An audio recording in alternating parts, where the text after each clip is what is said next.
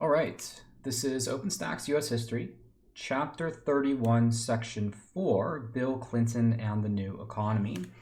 So let's just recall last section, 31-3, we talked about the presidency of George H.W. Bush, and he was a Republican. He had been the vice president under Ronald Reagan, elected to the presidency in 1988, and very much represented kind of a continuation of what was, very popular Reagan policies at that time. His most significant probably contribution as president was the situation in Iraq, or Operation Desert Storm, which made Bush incredibly popular. But back home on the domestic front, especially the whole fiasco over no new taxes and the legislation that was passed which raised taxes didn't really make George H.W. Bush all that popular of a guy. You also had problems with the economy at home. And, George W. or H.W. Bush just wasn't the same charismatic figure as Ronald Reagan was. He didn't talk about kind of the culture war issues in the same way that Reagan did. And, you might describe him as maybe boring in some ways. And that made him vulnerable in the 1992 presidential election, which he ran against Bill Clinton, otherwise known as William Jefferson Clinton, who had a political career as the governor of Arkansas before that. And one thing that Clinton had and was very appealing at the time was that he was charismatic. He was very young to be running for president at the time. I believed he was the youngest president to win a presidential election, I want to say. And he campaigned on this idea of being a new Democrat that was to favor some of the things that made Ronald Reagan very popular in the 1980s, things like free trade, low middle class taxes, still saying that he would be much more likely to tax businesses and wealthier Americans, maybe more so than Reagan before him, but especially on this idea of free trade, deregulation. So these were ideas that were more associated with the Republican Party at the time. Bill Clinton adopted those things, and that earned him some votes in some key states in that 1992 election. But probably the thing that made Clinton's victory, because he does become president in 1992, possible was the running of Ross Perot, who was a third-party candidate. And he was a businessman, and so he took away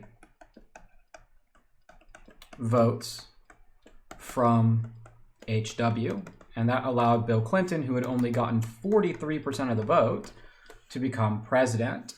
Clinton was very successful in tackling what, at the time at least, was the most responsive by voters, the number one issue, and that was the economy. One of his campaign slogans, or part of the Clinton kind of political machine, was to say, "It's the economy, stupid," sometimes to highlight what are sometimes called kitchen table issues, right? So rather than campaigning on the culture wars, which was a big part of the conservative 1980s, instead campaign on the issues that affect Americans' budgets, right? That you discuss at the kitchen table when things are especially tough, if a family member is laid off, kind of the economic issues. And that's what partially led to Clinton's election in 1992. Now, as president, some of his economic policies include a reduced deficit. This was really the first time, or I think the only time, which the deficit was reduced, since Vietnam. So this was creating a balanced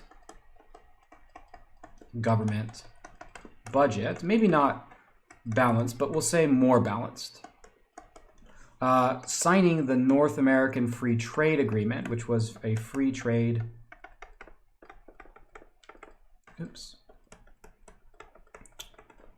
treaty between the U.S., Mexico to its southern border, and Canada.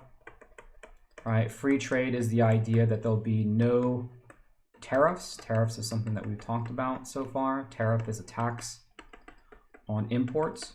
So this allowed for American producers in the United States to sell their goods to Mexico, sell their goods to Canada for no additional cost, but also allowed Mexico to sell goods to the U.S. for no additional cost, and Canada to sell to the U.S. for no additional cost. Same thing between Mexico and Canada. So it created an economic zone in which there'd be less barriers to trade. And again, this sort of free trade emphasis usually is, you typically think of it as being a more conservative approach to trade, but this was one way that Clinton kind of put himself in this centrist position. And that really is kind of a good way to describe Clinton, is he took a little bit of column A, a little bit of what the Democrats had to say, a little bit of column B from what the Republicans had to say, and kind of went down that line. Generally speaking, during Clinton's presidency from 1992 till 2000, the economy was in a rather good situation. It's one of the periods for kind of good economic prosperity. And even though government policy does have something to do with it, probably the thing most responsible for the economic boom of the 1990s was the technological innovation, prosperity. Companies like Microsoft, companies like Apple, right? And a lot of these technological innovations that really drove the economy. This was the switchover specifically with computers. It's the introduction of cell phones. It's the beginning of the internet. All of these things that play a huge role in the economy today all kind of got their start in the 90s. And these companies like Microsoft and Apple, which were founded in the 80s and 90s, are some of the wealthiest and biggest companies in the world today. And a lot of that contributed to the economic growth of the 1990s. In terms of domestic issues, what Bill Clinton wanted to tackle at home included healthcare reform. There was a major push to try to make healthcare more available to Americans in the 90s. The Task Force on National Healthcare was given the responsibility of doing that, and at the head of that was Hillary Clinton. She was the First Lady. If you're not familiar, the First Lady is the wife of the president and head of healthcare reform. What they proposed was the Health Security Act, which then went to Congress to see if it can be passed into a law. However, Newt Gingrich, who was Republican and also was opposition to healthcare reform, led that movement to eventually defeat the Healthcare Security Act. So this was defeated by Congress. Newt Gingrich led kind of what you might call maybe like a counter democratic movement, pro-Republican, counter healthcare movement called the Contract with America. This helped Republicans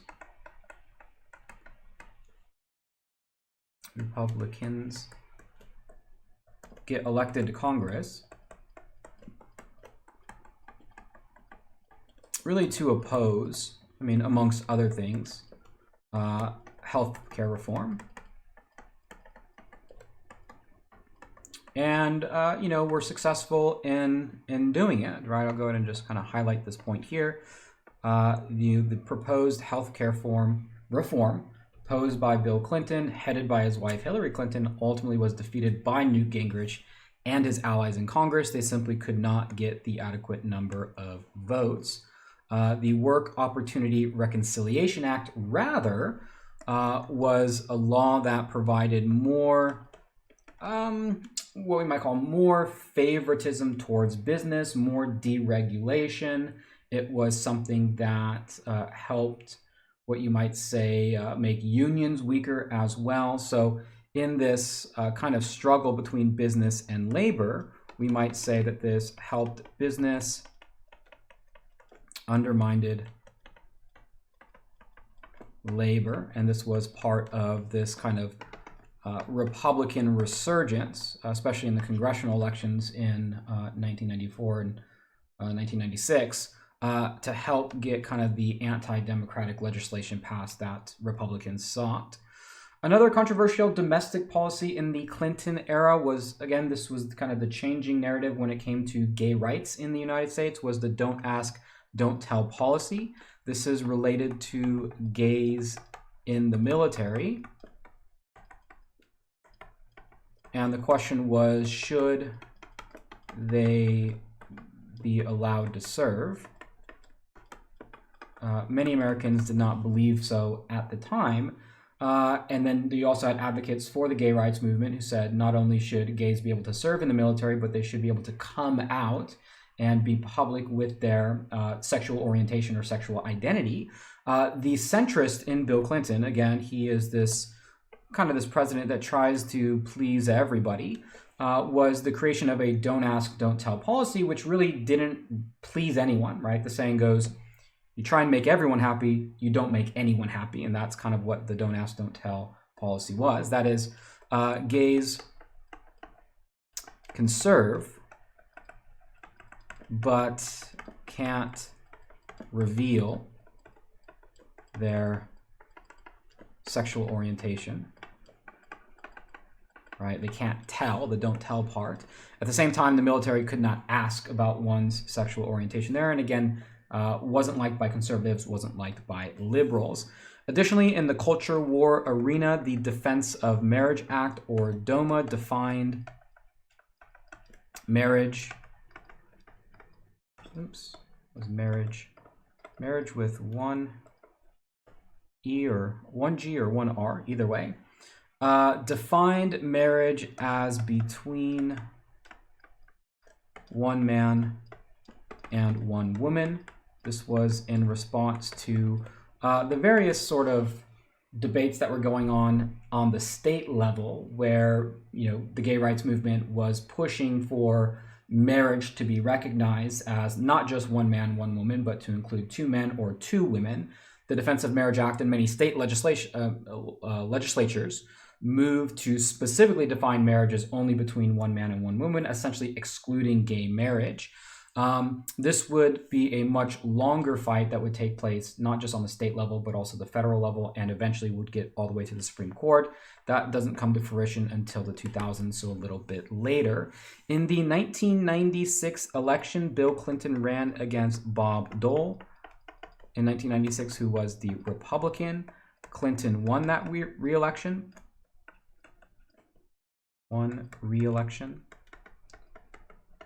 The economy was part of the reason. It was doing pretty well. But also the gender gap, and that is more women voted for Clinton.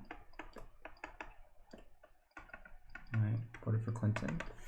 At home, during the 1990s, the United States experienced what was at the time, prior to September 11th, the worst instance of domestic terrorism. Part of it stemmed from what occurred in Waco, Texas. This was where a religious group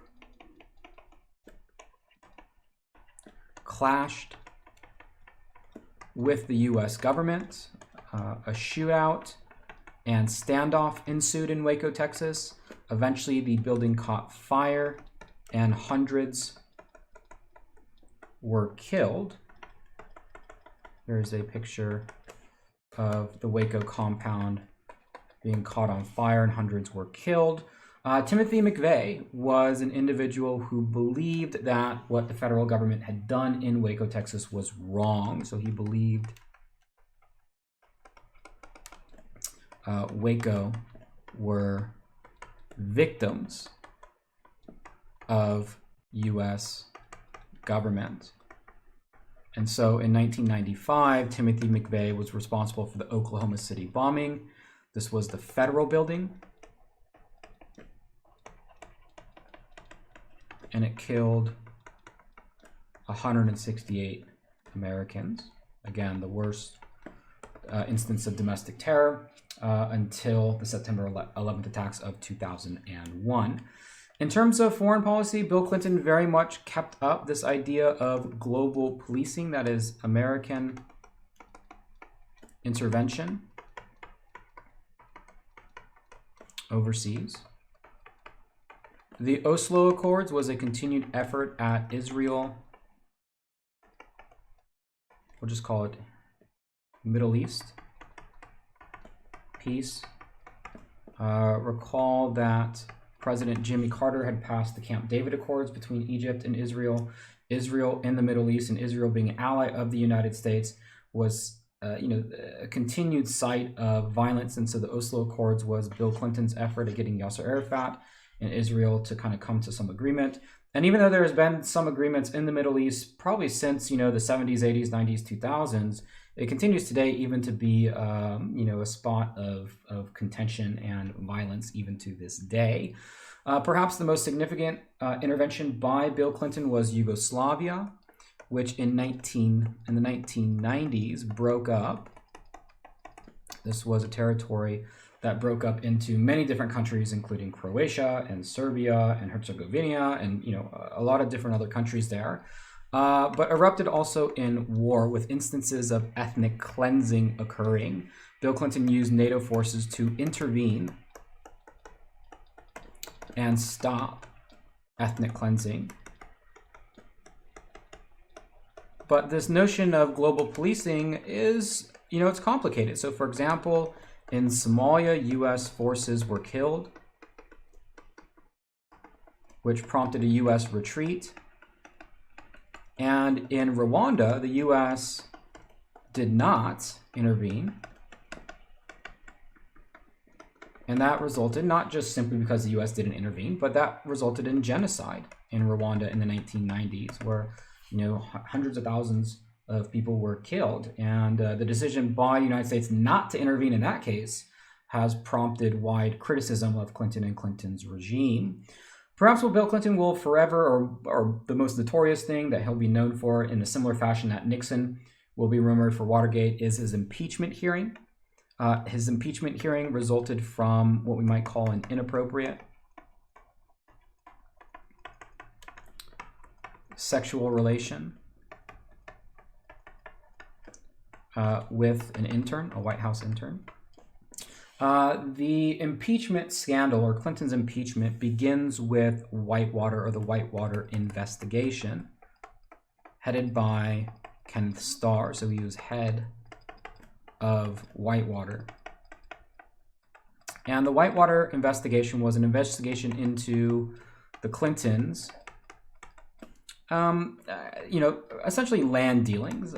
Essentially, there was some question as to whether or not Bill, Hillary Clinton, and some of the people associated with them had been involved in some sort of shady real estate dealings. And so Kenneth Starr and the Whitewater investigation was to dig through all kind of the records of the Clintons and figure out if there had been any wrongdoing. So that's an investigation all on its own, right? This question about real estate and land. Meanwhile, Bill Clinton is under investigation for sexual, I don't know the exact term, but sexual assault, sexual harassment of Paula Jones. So accused, cross this out, accused Bill Clinton of sexual, we'll just call it misconduct, when he was governor. Right, so Paula Jones accused Bill Clinton of sexual misconduct when Bill Clinton was governor of Arkansas. Part of that investigation was to interview Bill Clinton, but also interview who he worked with, including Monica Lewinsky, who was a White House intern, who was only 22 at the time. And of course, one of the questions during this investigation was, are there any inappropriate sexual relations happening at the White House? Bill Clinton denied it. Monica Lewinsky denied it initially. Eventually, Monica Lewinsky came forward, said that there had been a sexual relation with the president. The president denied it until he could deny it no more. Came out on national TV and admitted to having an inappropriate relation with Monica Lewinsky. The impeachment process came from Congress, and essentially the allegation was lying under oath. It's not that cheating or having an affair is illegal, but the fact that you lie under oath was illegal. Even though Clinton was impeached, he remained president. So the way that impeachment works is you have two chambers in Congress, right? You have the House and you have the Senate. The House impeaches, right? Then it goes to the Senate, and then the Senate says, will they be kicked out? And when the Senate voted, all right, when it came to impeachment, the House said yes, impeach, But when the Senate decided to vote, they said, no, we're not going to kick the president out. Bill Clinton remained the president, and the Monica Lewinsky scandal will forever be associated with the Clinton presidency. This all culminated in the election of 2000. So Clinton had a pretty successful, despite the Monica Lewinsky trial, and despite the Republican success congressionally and being able to defeat Clinton's healthcare reform, the economy was doing pretty well. And in the 2000 election, Al Gore, which was Clinton's vice president, very much represented a continuation of Clinton's policy. Al Gore wasn't quite the same charismatic figure, wasn't quite as likable as Bill Clinton was, a little bit more intellectual, which didn't really connect with a lot of Americans. The Republicans ran George W. Bush, the son of the former president H.W., and, he was much more charismatic. He sort of portrayed himself as a cowboy, spoke with a southern drawl. He had managed a baseball team. He was the more likable candidate for president. Meanwhile, the Green Party, which is a third party, ran Ralph Nader. So he was a candidate with the Green Party for president in 2000. And Ralph Nader's position was very closely tied to Al Gore. And so what happened in this election essentially was that he took away votes from Al Gore. And I don't know if Al Gore himself or the Democratic Party said this explicitly, but for the most part, in this 2000 election, which George W. Bush eventually does win, a lot of people blame Ralph Nader for making that possible, because if Ralph Nader didn't run, all the people that voted for Nader would have voted for Gore because they were the two similar candidates. However, it was a very crazy election, and it all centered around the state of Florida. When the votes were cast and they were being counted, it was essentially a tie except for Florida. And if Gore won Florida, it would go to him. If Bush won Florida, it would go to him. The popular vote was won by Gore. However, in the crucial state of Florida, which the election all came down to, Bush won by something like 300 to 400 votes, a very, very, very small margin. This triggered recount after recount after recount. Eventually, the Supreme Court intervened and decided that Bush would be the next president. Essentially, you can't recount forever. The country needs a president. And George W. Bush would be that next president.